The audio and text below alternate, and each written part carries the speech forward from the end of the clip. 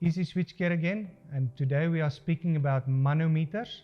So manometers and gas and SF6 on our ring main units on our switchgear is quite an important topic.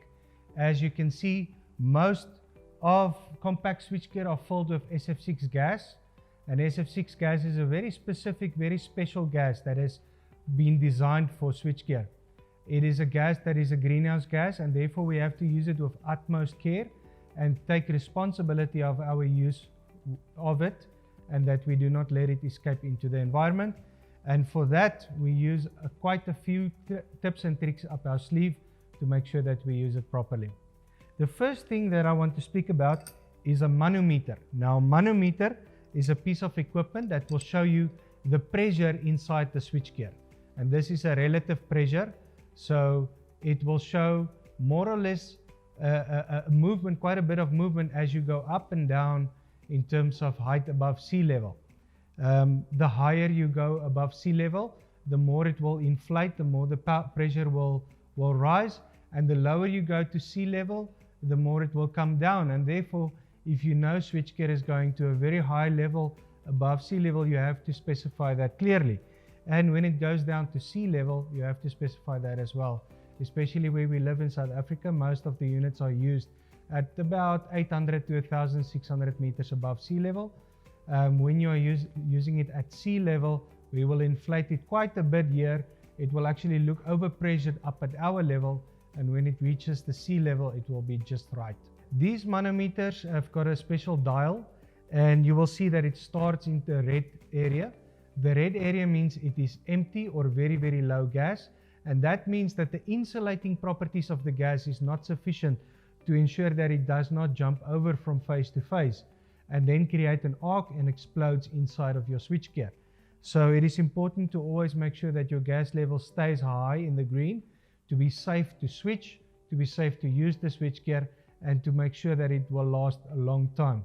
And also, once it starts leaking, it will not stop leaking until you find what has been causing the leak in the first place. So what we do is we make a mark where it is, and we try and get that mark at the same temperature or at the same time of day, more or less. Let's say in the mornings when it's still cool, you can make your mark and then come back the next morning or in a month and see that it stays more or less in that area. And then when you come later in the day when it's hotter, you will see that the needle moved up a bit, so the pressure increased because of that heat. And most of those travel happens a lot with the Schneider manometers and on the Schneider switchgear. On the Siemens and ABB switchgear, these manometers are much less sensitive to heat, and they will stay quite the same. They will stay quite stable during a day. You won't see them move much, maybe a millimeter, but not much, not as much as the Schneider ones, which move about 5 to 10 millimeters in either direction. That can seem quite daunting when you don't know what to look for and don't know how to read the gauge. But in this case, they stay quite stable, and you will see there's a small black marking there, small white marking on ABB, where the normal volume or the normal pressure of gas will be at, and you will see that it stays quite quite stable in that area. Make sure your switchgear stays there. Mark on your screen with a black marker, permanent marker, so that you can keep track of your switchgear's gas performance or gas leaking rate over its lifetime. When switchgear is supposed to only lose about 2% of their SF6 in 20 years, so there's not a lot of gas that should escape your system over that period of time. Once we install switchgear, we always have to make sure that the cables do not hang on the bushings. This is where the majority of the leaks come from. So you will see that in your switchgear, there's a place where the cable clamps are mounted. Your cable clamps hold up the cable, and it will make sure that it does not hang on the bushings. Once the bushing is pulled down, the gas will escape on the side. And therefore, the installation process is critical to ensure the longevity of your switchgear and the longevity of your SF6 gas in your system.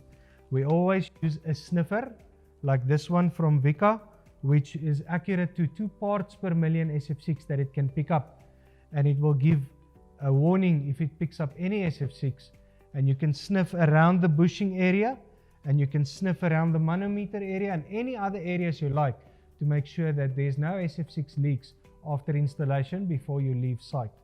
This is imperative and it should be part of your installation and commissioning toolkit. In closing, SF6 is a very nice gas. It has environmental effects and we have to be careful when we work with it. Make sure that you follow the right steps when you install your switchgear. Make sure that you monitor your gas and make a mark with a permanent marker on your screen so that you will see that it always stays more or less in the same space. Be aware of temperature creepage on the needle and don't let that alarm you, and stay safe and use your gas responsibly, and contact Easy Switchgear for any gas refills. When you refill your gas, you have to make sure that when the level is too low that you have to always find the fault. When you have corrected the fault, that you vacuum and put in your SF6 again. Water and SF6 makes a very, very potent acid that will eat up your switchgear on the inside.